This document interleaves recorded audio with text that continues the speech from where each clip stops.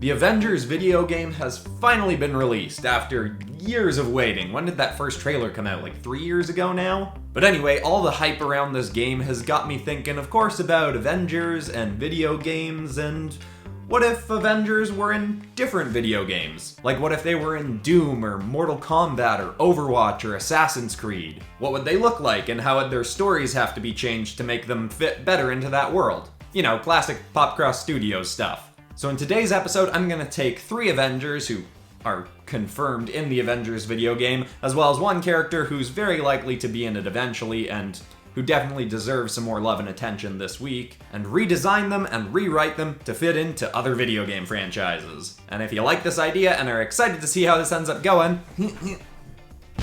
make sure to hit the like button. Always helps with algorithm stuff. Anyway, regardless of whether or not you did that, we're gonna jump into the story and artwork now with Captain America in Doom Eternal. Let's go!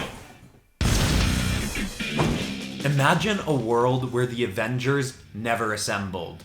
S.H.I.E.L.D. never found Captain America in the ice. Tony Stark was never kidnapped by terrorists and forced to have his life-altering revelation. Thor never regained worthiness of his hammer, and Bruce Banner, well, he still became the Hulk, but never made friends who taught him how to chill out. The world is a dark place, but a little into the 22nd century, it becomes that much darker.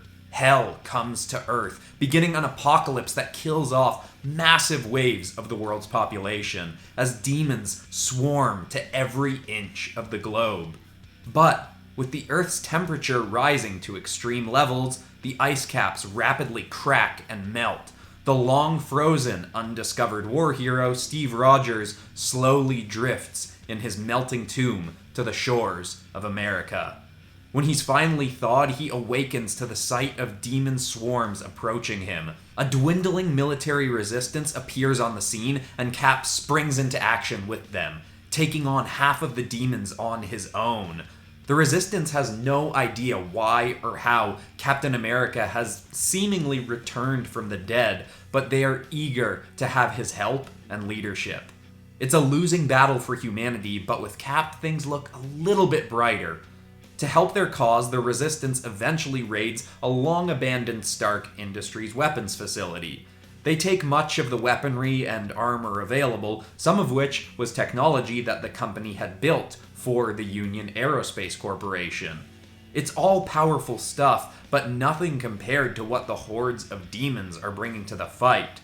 Rogers gets some new armor, but they need more. They need a real fighting edge. But Cap has heard rumors of something that could truly help them.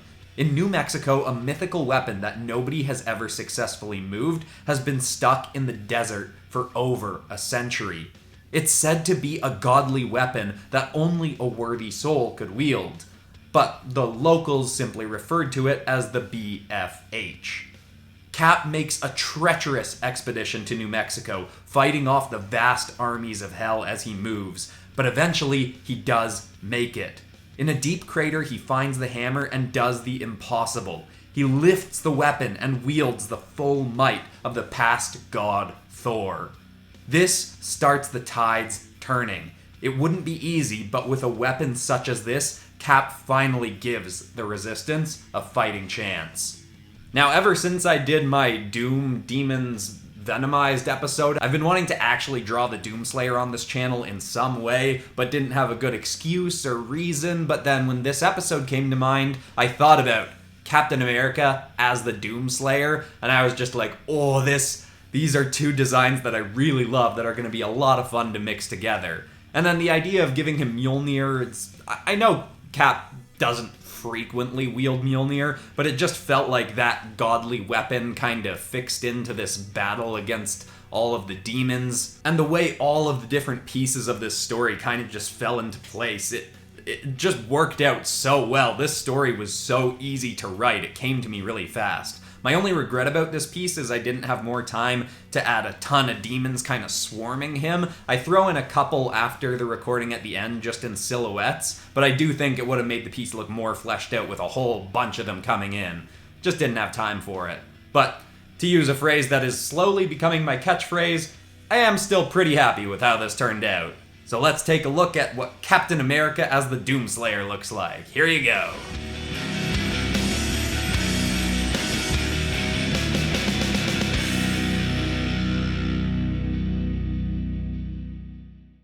Kamala Khan was monitoring multiversal anomalies with some borrowed Stark technology when she noticed dozens of space and time rifts being suddenly opened.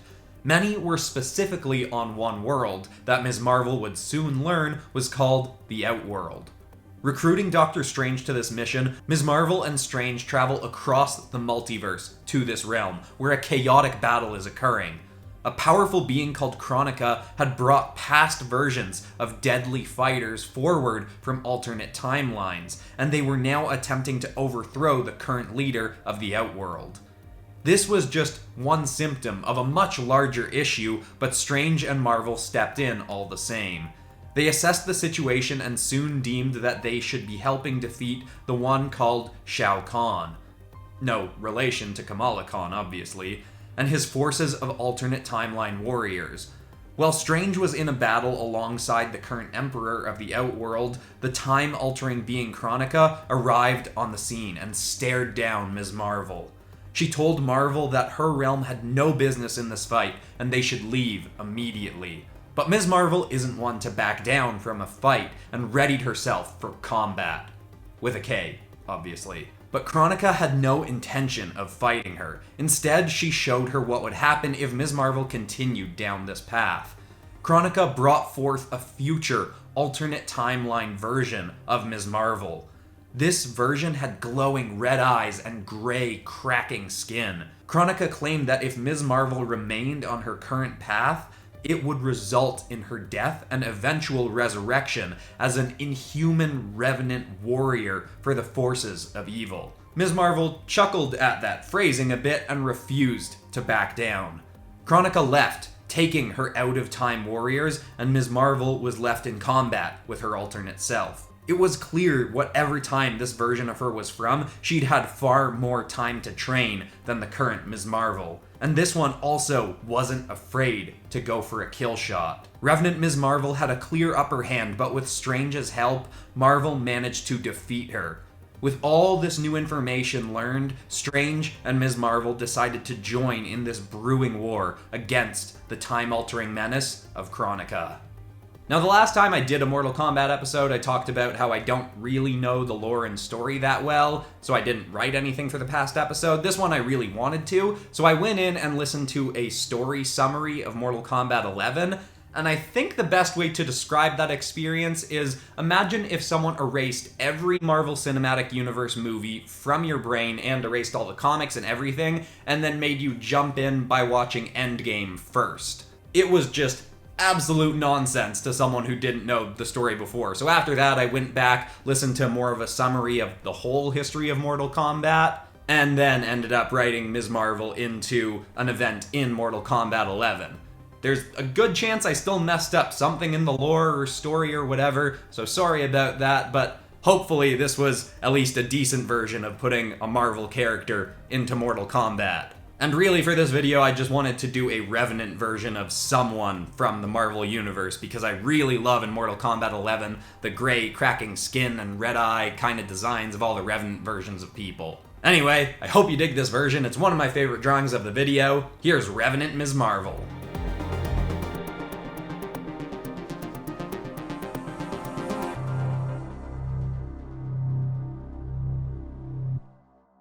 Stark Industries was the world's biggest weapons manufacturer and the leading company in artificial intelligence programming. They'd even had a hand in running their old competitor, the Omnica Corporation, out of business decades earlier by framing them for fraudulent business practices. And while Stark Industries produced much of the world's top AI, you wouldn't know it from the attitude of the man in charge. Tony Stark hated how many Omnics were running around the world living like normal human civilians. He just saw them as soulless man-made machines and wanted nothing to do with them. He helped design weapons and let others in the company handle the AI department. Stark would seemingly have a massive I told you so moment when an army of combative Omnics went rogue and began the Great Omnic Crisis, trying to overthrow humanity. Eventually, Stark Industries was raided by Omnics, and Stark himself was taken captive in his own building. The Omnics knew Stark was the greatest weapons developer on the planet, and they planned to force him to build them weapons with which they could defeat humanity. Stark initially refused, and the Omnics beat him within an inch of his life. They locked him away and said they'd return the next day. If his mind hadn't been changed, they'd kill him. All this would seem to enforce Stark's opinions of Omnics, but there was one small, unexpected light in the dark. Yinsen was a weathered Omnic built for precise work in surgeries. He was sent into Stark's holding to make sure he didn't die from his wounds. But these wounds were bad. Yinsen ended up needing to use parts from Stark Industry weapons to fix him up, leaving Stark with a partially cyborg body. Of course, Stark was livid when he came to. He cursed Yinsen for making him a monster and was still set to allow the Omnics to kill him instead of making new weapons for them. But in their time alone, Yinsen would get to talking. He'd apologize to Tony for what he did, but explained that Stark would have died without those mechanical parts. He'd also say that he understood why Stark refused to help and agreed that it was the right move, though he didn't want to see Tony die. The more they talked, the more Stark started to see the true sparks of genuine humanity in this robot. He'd never had a full conversation with an Omnic and was starting to see that they clearly weren't all soulless machines. Soon the conversation with Yinsen, paired with the new parts fused to Stark's body, would give him an idea.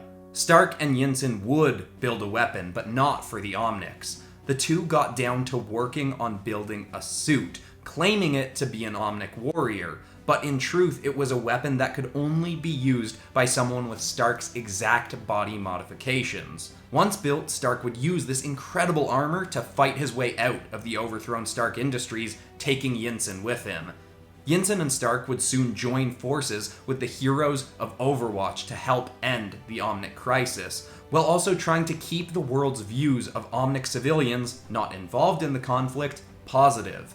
Yinsen would transfer his consciousness into Stark's suit whenever they fought, to act as a second set of eyes and ears. They'd also develop far stronger suits as time went on, and when Stark needed an ultimate up in battle, Yinsen would summon the parts of a massive, hulking suit that, through the course of the Omnic crisis, was never defeated in battle. After the crisis was finally over and done, Stark would give up on weapons manufacturing and spend his time and money trying to mend human-Omnic relations. The world had never had more reason to fear the Omnics, but Stark now knew better. He knew, like humans, there were good and bad bots out there, and he wouldn't rest until the world was a safe place for his good friend, Yinsen. Now, I've considered designing Overwatch characters for episodes in the past, but it's such a daunting task because they're so incredibly well done, both the details and the proportions, and that was the thing I wanted to lean into the most, was changing up the proportions of Iron Man to make him feel more like an Overwatch character. Obviously, I redesigned the suit as well, but the proportions felt like the main thing to mess around with. Overall, I don't think you'd look at this one and immediately be able to tell it's an Overwatch version of Iron Man, but I am pretty happy with how it looks more like an Overwatch design than just like a regular Iron Man suit. Maybe I'm just seeing it that way because I designed it and I know the whole thought behind it, but let me know what you think of it in the comments. Anyway, here's my version of Iron Man from Overwatch.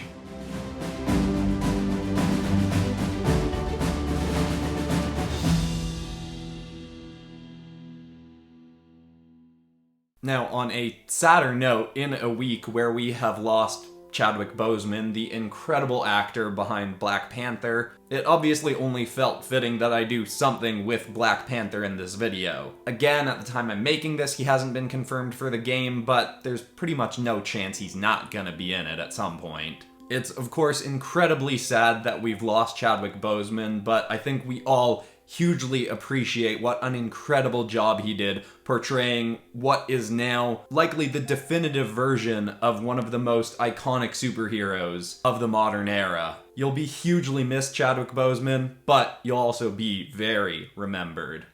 Now, just before I jump into this drawing, I just want to say that this piece ends up being a little bit like that Deku drawing from the My Hero Academia Dungeons & Dragons episode.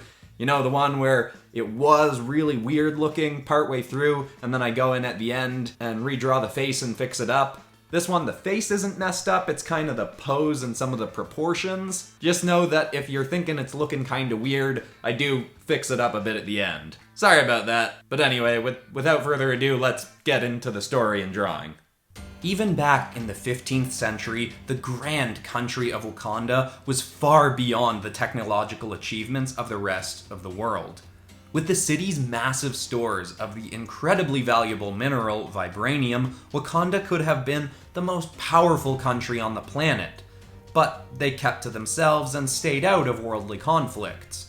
But that didn't mean that all worldly conflicts stayed away from them. The Templar Order wanted the power available in Wakanda, but to make that possible, they needed to introduce some chaos to the land. The great King T'Chaka had a firm and honorable rule over the country, and all of the citizens loved him. But T'Chaka was also the reason Wakanda had kept out of world affairs and trade. With him on the throne, the Templars would have no chance of getting their hands on any of the country's vibranium stores. Luckily for them, they'd heard rumor that the king's son, T'Challa, heir to the throne, had always been very much in favor of Wakanda opening up to the rest of the world. That was the man that the Templars needed in charge. And so the Templars invaded the king's home in the night, killed him, then vanished without a trace. T'Challa was prematurely placed on the throne, but the whole of his council was greatly at unrest. And no more than 2 weeks after the assassination, the Templars came to the capital offering their services in creating trade relations between Wakanda and other countries. They claimed that Wakanda could flourish with the wealth the sales of their vibranium could provide. The council was starting to consider this, but T'Challa, despite being in favor of a stronger worldly presence, saw this timing as far too convenient. His suspicions were soon proven correct. One night, T'Challa was awoken by a hand over his mouth. A man calling himself only Ross, in a hood and cloak, explained to T'Challa exactly who the Templars were and all the awful things they'd done in pursuit of their goals. Ross was from the Assassin's Brotherhood, a group charged with defeating the Templars, and they needed T'Challa's help. And so T'Challa began training in secret with the Assassins, while he'd remain working in the day as the king, trying to hold off any deals with the Templars. At night, he'd investigate the Templars' intentions and their plans. With the help of the Assassin's Brotherhood, T'Challa would become a master assassin and eventually get revenge on the group that had killed his father. Now, by now you can probably see that the quads are kind of awkwardly big, the chest is a bit awkwardly big, the pose is just a little bit weirdly scrunched. I'd considered redrawing the whole thing, but that would have taken a little bit too long. So this is one of those times where I was very happy to be a digital artist. I combined all the layers with the actual drawing of Black Panther and kind of shifted a few around, drew in a bit of stuff in behind to make him a bit taller and more upright. It's still not perfect, but I definitely like it a lot better than how it was looking earlier. Anyway, I hope you all like this version of Black Panther if he was in Assassin's Creed.